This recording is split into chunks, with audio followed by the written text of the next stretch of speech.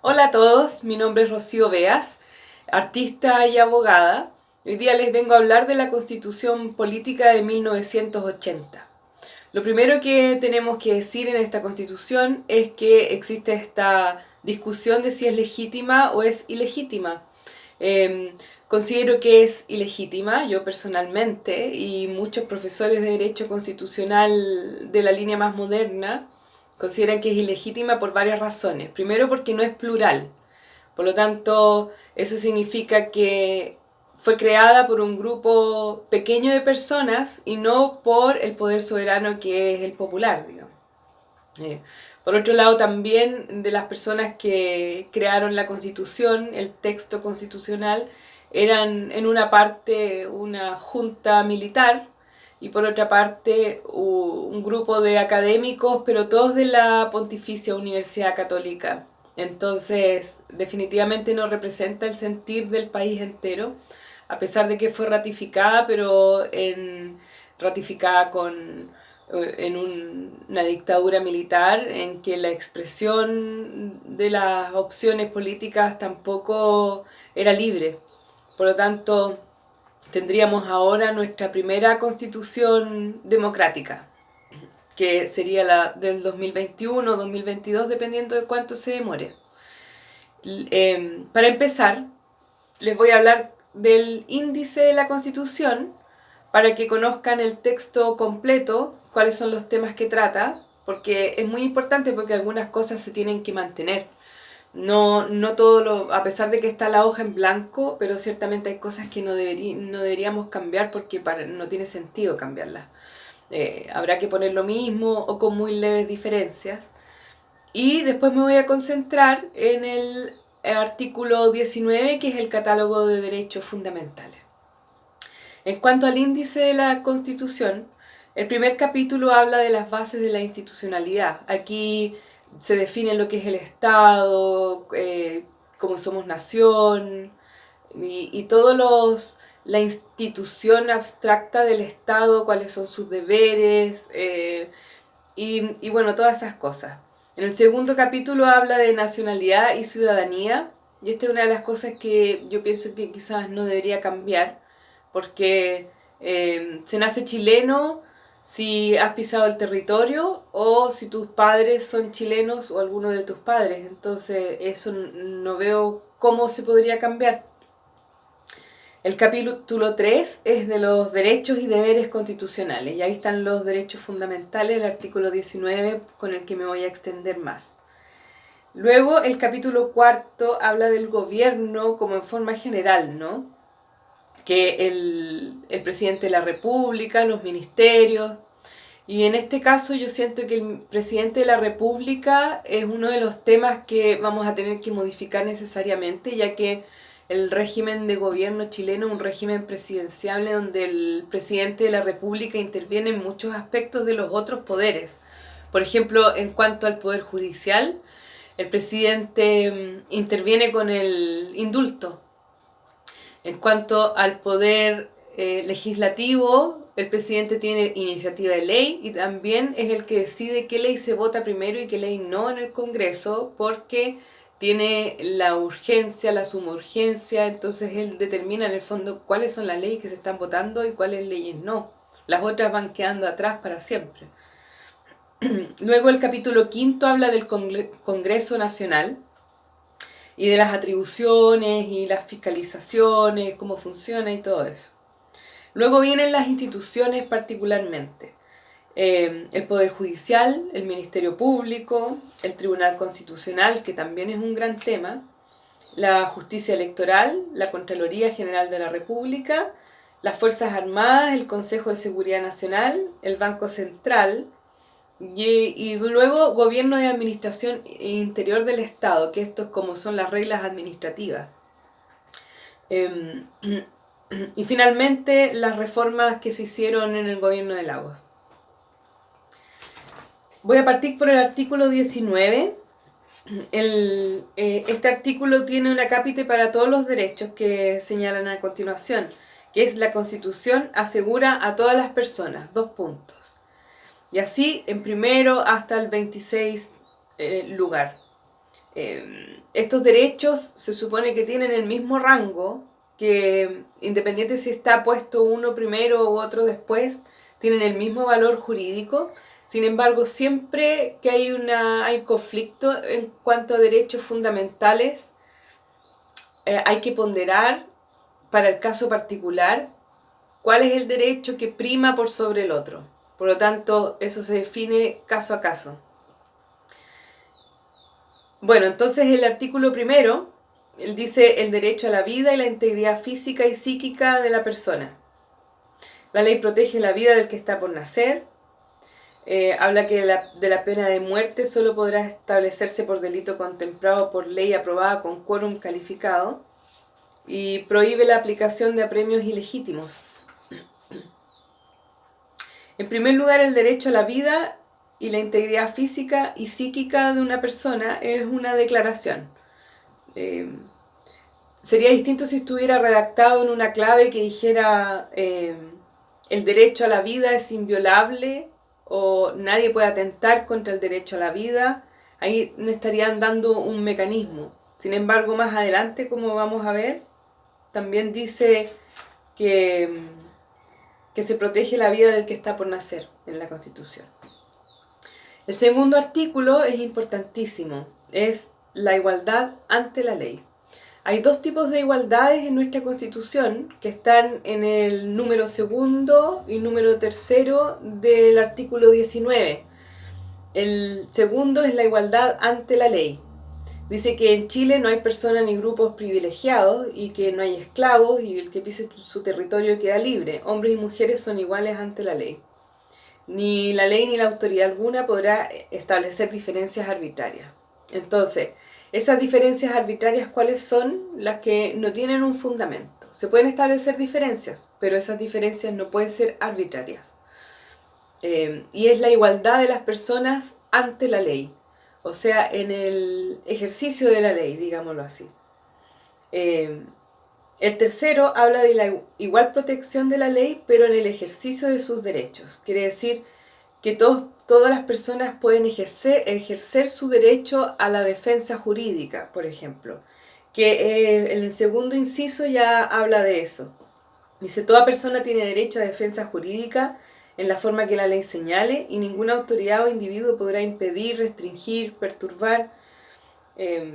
La ley arbitrará los medios para otorgar asesoramiento y defensa jurídicas a quienes no puedan procurárselo. Este artículo en Chile no se respeta, claramente, porque, por ejemplo, en materia ambiental no existe una defensa pública. Las comunidades están obligadas, sí o sí, a contratar abogados privados o a esperar que la buena fe de un abogado los defienda. También hay otras materias en que no intervienen los abogados públicos, como por ejemplo el juzgado de policía local, cuando ustedes tienen problemas en su barrio con sus vecinos, o chocan su auto, o una micro los choca, ahí no hay defensa pública. Y bueno, otros ejemplos que en este momento no los recuerdo. También el artículo 19, número 3, habla de cómo se puede imputar delitos a las personas, cómo se castigan, y son los límites al Estado para detener y quitar la libertad a una persona en el fondo. En el número 4, el respeto y protección a la vida privada, la honra de la persona y su familia. Este artículo establece respeto y protección a la vida privada, que es decir, como lo que nosotros hacemos no públicamente, sino dentro de nuestra casa o con nuestra gente de confianza. La honra de la persona y su familia. Sin embargo, este derecho podemos ver que tampoco tiene una forma de ejercerlo si no es a través del derecho penal. Por ejemplo, la honra de la persona y de su familia. Si alguien daña tu honra o la de tu familia, lo que vas a tener que hacer es poner una querella por injurias o calumnias, en el caso de que te imputen un delito o simplemente digan cosas de ti que son deshonrosas. no hay una protección verdadera a nivel constitucional si es que lo llevamos al derecho penal, ¿me entiendes? Estos derechos hay algunos que en Chile son súper fuertes y hay otros que no tienen mucha aplicación realmente. El quinto es la inviolabilidad del hogar y de toda forma de comunicación privada. Aquí habla de las formas de allanamiento y que sí pueden estar determinados por ley. Este artículo no necesita muchas explicaciones. El sexto, que es bellísimo, me encanta, que es la libertad de conciencia, la manifestación de todas las creencias y religiones y el ejercicio libre de los cultos que no se opongan a la moral, las buenas costumbres o al orden público. Siempre los límites a los derechos son estos tres: la moral, las buenas costumbres y el orden público, que son términos bien amplios que tenemos que ir definiendo en cada momento. Por ejemplo, podríamos hablar aquí de que el bus de la... ¿Cómo se llama? El que es contrario a la diversidad. Este bus en que las personas dicen que hay que matar a los gays, a los trans, que son los demonios y no sé qué. Bueno, ese estaría protegido, estas personas que son agredidas por este artículo, ya que este culto, según yo, se pone a la moral, a las buenas costumbres y al orden público, porque llama a la violencia y a la discriminación. Entonces, en resumidas cuentas, los cultos religiosos, las creencias, se pueden manifestar libremente en Chile siempre que no atenten contra otros derechos, básicamente. Si atentan, por ejemplo, si quisiera ver una iglesia nazi, neonazi, eso atentaría ciertamente contra la moral y el orden público.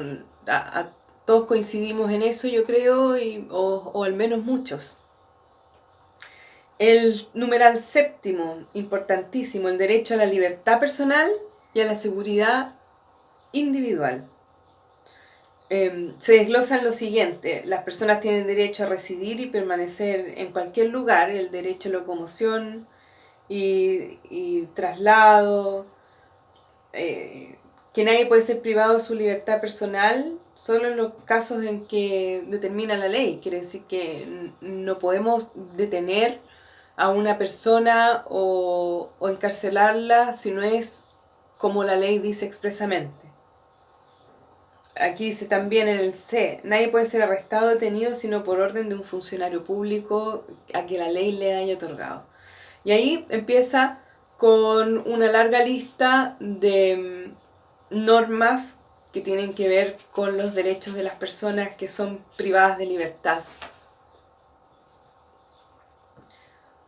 En el número octavo, bellísimo, el derecho a vivir en un medio ambiente libre de contaminación. Dice que es deber del Estado velar para que este derecho no sea afectado y tutelar la preservación de la naturaleza.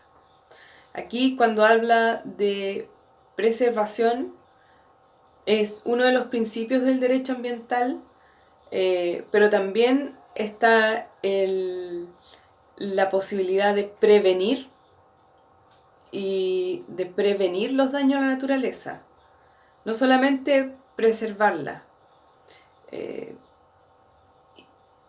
La ley podrá establecer restricciones específicas al ejercicio de determinados derechos o libertades para proteger el medio ambiente. O sea que las restricciones que se ejerzan a los derechos para proteger el medio ambiente solamente se podrán establecer por ley. Ahí encontramos otra trampa.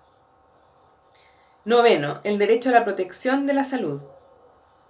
Este derecho es súper cuestionado y ya yo creo que todos sabemos un poquito de qué se trata, ¿no? Que el Estado protege el libre e igualitario acceso a las acciones de promoción, protección y recuperación de la salud y rehabilitación del individuo. ¿Por qué no dice el derecho a la salud y dice el derecho a la protección de la salud? Porque la salud en sí misma no es garantizable. Nadie puede garantizar la salud de una persona, pero sí proteger la salud o acceder al tratamiento adecuado de manera universal, por ejemplo, y gratuita. Acá lo que consagra nuestra Constitución es que lo que protege el Estado no es el tratamiento, la salud, sino el acceso a estas acciones. Por lo tanto, lo que dice aquí básicamente es que cada persona tendrá el derecho a elegir el sistema de salud al que desea acogerse, sea este estatal o privado. Por lo tanto, aquí encontramos las ISAPRES y FONASA en el texto constitucional. Y el gran problema que ha generado tratarlo como como si fuera un producto de mercado la salud. Cuando en realidad aquí yo pienso que debería decir el acceso universal a la protección de la salud y al tratamiento adecuado, por ejemplo. Y bueno, el 10º es el derecho a la educación, que pone como responsables y con derecho preferente a los padres.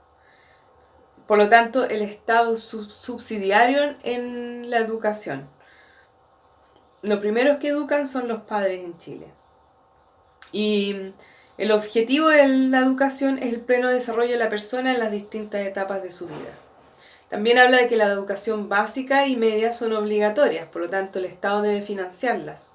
Sin embargo, la educación universitaria no es obligatoria, por lo tanto el Estado no tendría en esta lógica la obligación de proveer de esta educación.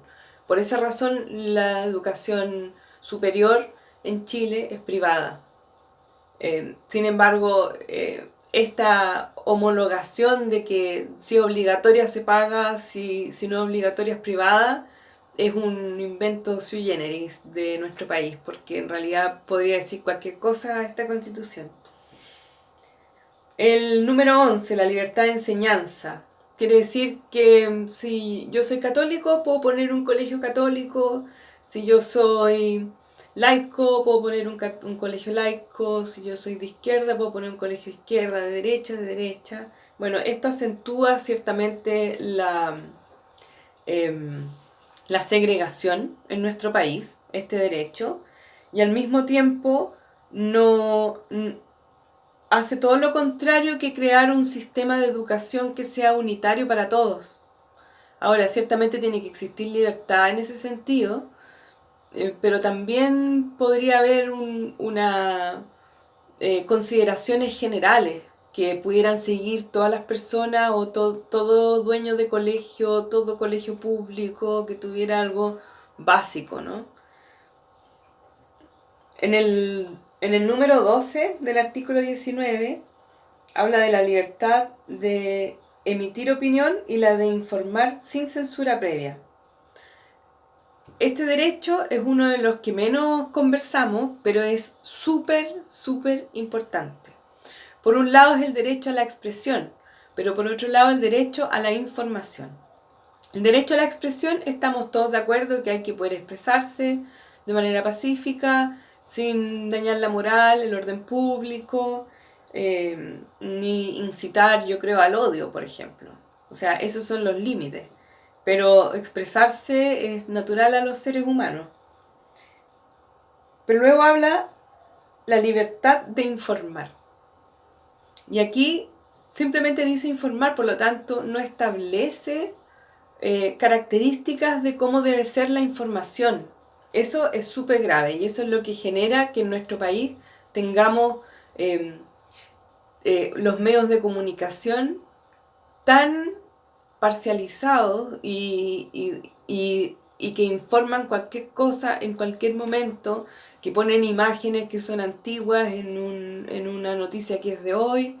Todo eso sucede porque no tenemos un derecho a ser bien informados ni informados de manera oportuna. Solamente tenemos derecho a la información, cualquiera sea, da lo mismo, puede ser falsa. Bueno, eso ciertamente hay que cambiarlo. La información tiene que ser oportuna, tiene que ser veraz, tiene que ser precisa, y si no, ciertamente es un daño que se hace a la sociedad, porque la sociedad nunca va a estar bien informada si la información es manipulada por 4 o 5 personas o conglomerados. Ese era el 12º. El 13, el derecho a reunirse pacíficamente sin permiso previo y sin armas. Estas son el derecho de reunión, que sabemos que se ha limitado en estados de excepción constitucional. Cuando hablamos de toque de queda, por ejemplo, ahí estamos suprimiendo el derecho a locomoción y el derecho a reunión. Por lo tanto, esto siempre tiene que estar. Ahora dice que las reuniones en los lugares públicos se regirán por las disposiciones generales de la policía. También esto es muy extraño, porque ¿cómo la policía va a determinar cómo es la forma que se deben reunir los ciudadanos en los espacios públicos? La policía no debiera tener esas facultades, debería ser la ley, debería ser quizás el gobierno o incluso la misma Constitución, pero no la policía, por favor. 14º, el derecho de petición. El derecho a presentar peticiones a la autoridad sobre cualquier asunto de interés público y privado sin limitación. Solamente tiene que ser respetuoso. Este derecho es bellísimo y generalmente no lo usamos. Se trata de que cualquier organismo puede recibir un petitorio ciudadano. ¿Y eso es por qué? Porque los organismos, las autoridades, están al servicio de la persona humana. Por lo tanto, si alguien necesita saber, por ejemplo, el protocolo de la policía, lo pide y se lo tienen que mandar. ¿Por qué? Porque usted puede pedirle a la autoridad lo que usted necesite saber, o sobre todo lo que necesite saber, o lo que necesitas que haga. Por ejemplo, llamar a la policía en los casos en que la necesito. 15. El derecho a asociarse sin permiso previo. Aquí habla de los grupos intermedios y de las asociaciones de personas. Quiere decir de que yo no necesito un permiso para crear una empresa, para crear una corporación, una fundación. Todo eso es libre. Sin embargo, igual sabemos que hay trabas de algún tipo que son condiciones legales. Pero todas las personas podrían hacerlo si quisieran. Al mismo tiempo que también pueden crear grupos de opinión. Como yo pertenezco a un grupo, voy a aprovechar de hablar de eso aquí, que se llama Conven 21. Y que es una agrupación de ciudadanos chilenos, independientes, su mayoría, pero los que no son independientes tampoco representan sus partidos políticos. Y la idea es incidir con material para la creación de la nueva constitución. Es un grupo que está abierto para todos los que quieran participar y nos reunimos todos los miércoles a hablar de temas constituyentes, a discutirlos porque hay gente de distintas áreas y a discutirlos y a generar como una opinión que después podamos desarrollar en textos o incluso en estos videos. Este video que estoy haciendo hoy día, estoy replicando la experiencia que tuvimos en la reunión del miércoles pasado, en que yo les di a todo el grupo esta relación de la Constitución de 1980 y que el grupo le pareció súper interesante que pudiéramos hacer pública esta relación de la Constitución, pero además hacer públicas las reuniones para que todos las podamos ver. Eso va a quedar en el futuro, por mientras pueden buscar en las redes Conven 21. Y ahí van a encontrar a este grupo de loquillos que nos encantan estos temas sociales. Bueno, habla aquí entonces del derecho de asociarse, habla de los partidos políticos y de las sanciones que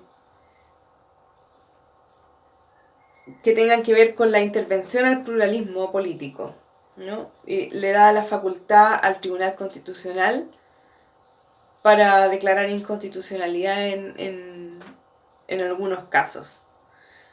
El 16 es la libertad de trabajo y su protección. Las personas tienen derecho a la libre contratación y a la libre elección del trabajo con una justa retribución. Ahí de nuevo, justa retribución es un término abierto, como se llama cláusula abierta, ¿Qué es justa retribución? La mayoría de los chilenos pensamos de que el sueldo mínimo no es una justa retribución.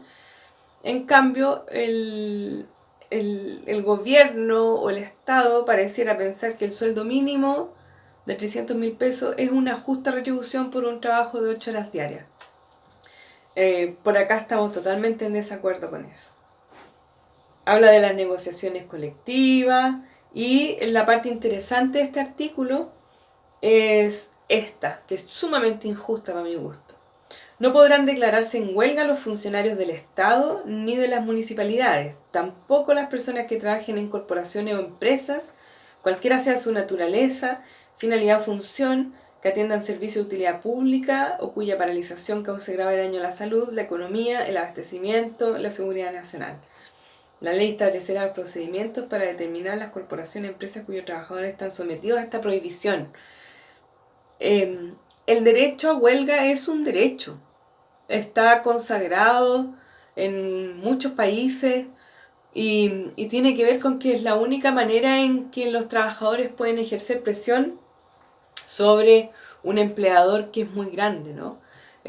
Sin perjuicio de que los organismos tengan que funcionar, no, una constitución jamás debería prohibir la huelga, porque la huelga es un derecho. En el 17 habla de la admisión a todas las funciones y empleos públicos sin otros requisitos lo que interponga la Constitución en la ley. Ahí aparecieron los concursos públicos. Sabemos que tampoco se cumple mucho este derecho. El 18, bellísimo, derecho a la seguridad social. Las leyes que regulen el ejercicio de este derecho serán de quórum calificado. Lo primero que hace es decir, la seguridad social en Chile, antes que definirla o protegerla, vamos a decir, todo lo que tenga que ver con seguridad social, quórum calificado, quiere decir, es el quórum más alto de aprobación, por lo tanto, es muy difícil llegar a acuerdo en esos términos y modificar este artículo sin cambiar la Constitución entera. Es prácticamente imposible. La acción del Estado estará dirigida a garantizar el acceso de todos los habitantes al goce de prestaciones básicas uniformes, sea que se otorguen a través de instituciones públicas o privadas. O sea, la seguridad social en Chile puede ser tanto pública o privada y el Estado solamente va a garantizar de nuevo el acceso a estas prestaciones que va a otorgar privados o los entes públicos. Sin embargo, de que da estas libertades, ¿no? Al mismo tiempo dice, la ley podrá establecer cotizaciones obligatorias. Entonces tenemos cotización obligatoria, seguridad social disgregada hacia los privados y hacia lo público. Sabemos que las AFP son fondos nuestros que administran privados. Y esto de instituciones públicas seguramente se tratará del sistema anterior. El Estado supervigilará el adecuado ejercicio del derecho a la seguridad social. Por lo tanto, la seguridad social aquí en Chile, el Estado se lava las manitos y dice, usted acceda, tiene libertad de acceder a lo que usted quiera, no como si querer no tenga que ver con tener plata o no tener plata. Y además, pero las cotizaciones van a ser obligatorias, ahí sí, por ley, y luego el Estado solamente va a vigilar el cumplimiento, el adecuado ejercicio de este derecho. Pucha, pésimo artículo, ¿qué quieren que les diga? Este es uno de los primeros que tendría que volar en la Constitución nueva. El 19, el derecho de sindicarse en los casos y forma que señala la ley. La afiliación sindical será siempre voluntaria. Esto es un gran problema en nuestro país. Si ustedes observan países desarrollados, como Canadá, por ejemplo, la sindicalización es obligatoria, como antes era en Chile, y la sindicalización en general debe ser obligatoria. ¿Y eso es por qué? Porque el cuerpo de los trabajadores se organiza a sí mismo y actúa como un conjunto ante un empleador. En Canadá, por ejemplo, los sindicatos son los que despiden a la gente, no es la empresa. El sindicato el que busca y que llama la atención si es que el trabajador está faltando mucho o está incumpliendo las reglas. Y si las incumple frecuentemente, bueno, ahí el mismo sindicato es el que despide de la manera legal, con todas las prestaciones necesarias, ¿no? Así que yo pienso personalmente, y creo que en Conven 21 y la gente, las agrupaciones con las que he estado conversando, todas coincidimos en que la sindicalización debiera volver a ser obligatoria. Recuerden el caso del Colegio Médico, que es el único sindicato en este país que funciona súper bien y que ellos mismos crean sanciones. Eso mismo pasa en el Colegio de Abogados, pero los abogados no tenemos la obligación de someternos a esta regulación de nuestras actuaciones profesionales. Yo estoy colegiada, precisamente porque creo que tiene que existir límites al ejercicio de una profesión. Ya, el 20.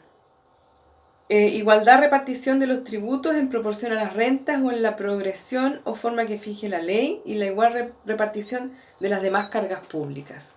Esto quiere decir que se tiene que repartir los tributos, que son los impuestos, en proporción a las rentas, y también la igualdad en la repartición de las cargas públicas. Se las voy a explicar con un ejemplo. Y el ejemplo es Quintero, Puchuncaví, La Greda. Todos sabemos que estas son las denominadas zonas de sacrificio ambiental, en que las empresas, por ejemplo, Codelco, que es una empresa nuestra, nacional, ha puesto ahí su industria y una fundición que contamina a las personas y nosotros, todo el país, usufructuamos de las ganancias de Codelco. Las cargas, en este caso, las cargas para mí, por ejemplo, que estoy en Limache, no es la misma carga que para una persona que nace y vive en La Greda. Por lo tanto, ahí hay una desproporción en las cargas, porque ellos cargan con mayores externalidades negativas que nosotros para obtener exactamente el mismo beneficio. Por lo tanto, ahí hay un ejemplo de vulneración de este derecho.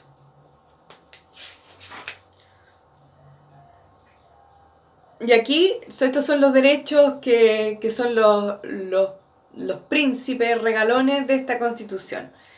El 19, número 21. El derecho a desarrollar cualquier actividad económica que no sea contraria a la moral, el orden público, la seguridad nacional, respetando normas legales. Dice, el Estado y sus organismos podrán desarrollar actividades empresariales o participar en ellas solo si una ley de quórum calificado los autoriza. Cada vez